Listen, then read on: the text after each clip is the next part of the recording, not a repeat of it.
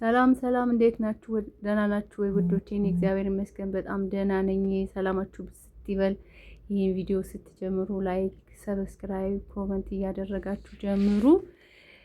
እንግዲህ የጽጌረዳን ድራማ የምትከታተሉ ከሆነ ጽጌረዳ በጣም የምታሳዝን ልጅ ናት። ጎበዝ ተማሪ ናት። ጽጌረዳ የደሃ ልጅ በሆኗ በጣም ትገፋለች እና ጽጌረዳ እናቷ ሰራተኛ ሆና ነበር ያሳደገቻት እና የጽጌረዳ እናት ያው ለሷ ለልጇ ስትል ሰው ቤት ተቀጥራ እየሰራች ነው ልጇን ያሳደገቻት። ጽጌረዳ ደግሞ በጣም ጎበዝ ተማሪ ነበረች። እናቷን በጣም ትወዳታለች እና የጽጌረዳ የምትሰራበት ሴትዮ ልጅ ደግሞ በጣም ባለጌ ናት።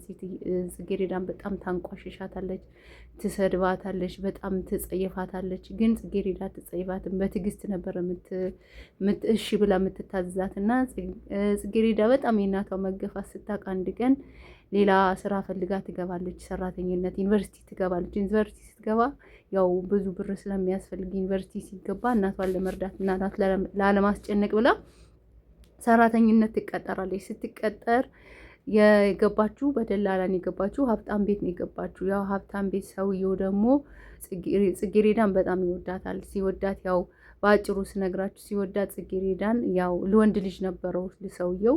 ያ ወንድ ልጅም ጽጌረዳም እቺ ጽጌረዳ የተቀጠረች እናቷ መሰራበት ሰራተኝነትን ቤት ያለችዋ ሶስቱም አንድ ላይ ዩኒቨርሲቲ ነበር የሚማሩት እና የቺ ጽጌረዳ የምትኖርባት ልጅ ደግሞ ያኛውን የሰውየውን ጽጌረዳ የተቀጠረችበትን ሰውዬ ልጅ ትወደዋለች እና በዛን ጊዜ በጣም የሚገርመው ልጁ ደግሞ በጣም ሴት ይንቃል፣ አይወዳትም ነበር።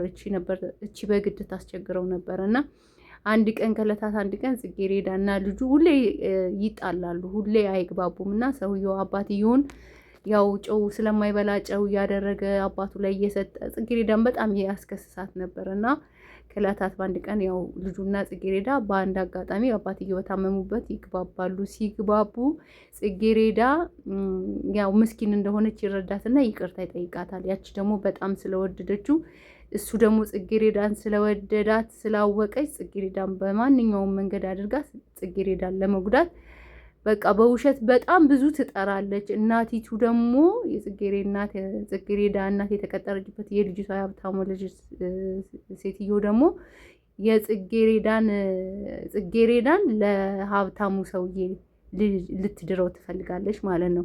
ልጇን ደግሞ ለሰውየው ልጅ መዳር ትፈልጋለች። ይሄንን እያወቀች ጽጌረዳ ላይ በጣም ድራማ ትሰራ ነበረ እና በጽጌረዳ በጣም ጎበዝ ተማሪ ናት፣ በጣም ጎበዝ ታታሪ ናት፣ በጣም ጀግና ናት እና በጣም ብዙ ትበደላለች እና ያው በዚህ ላይ እያሉ ጽጌረዳን አጋጣሚዎች በብዙ ነገር እንትን ይመጣላታል፣ ያው ጥሩ እድል ይመጣላታል እና አሁን ይሄኛውም ልጅም ደግሞ ጽጌረዳን ሊረዳት ከግርድና ሊያወጣ ስራ ሊያስቀጥራት ጽጌረዳን እየረዳት ነው። ያው ግን ጽጌረዳ በጣም ጎበዝ ስለሆነች እናቲቱ ግን ያው ግዴታ ሴትዮ አይምሮዋን ስለቀየረቻት ጽጌረዳት ልትድራት በጣም እየጣረች በጣም እየቆፈረች ትገኛለች እና ያው አንዳንዴ ድህነት ብዙ ነገር ያስከትላል። ጽጌረዳ ህይወቷ በጣም ያሳዝናል። በጣም ታሳዝናለች።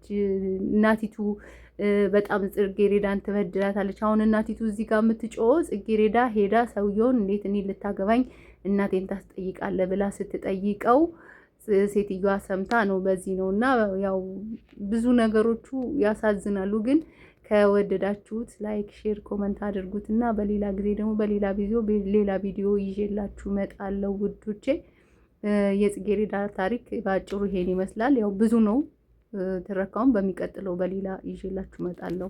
ሰላም ዋሉልኝ።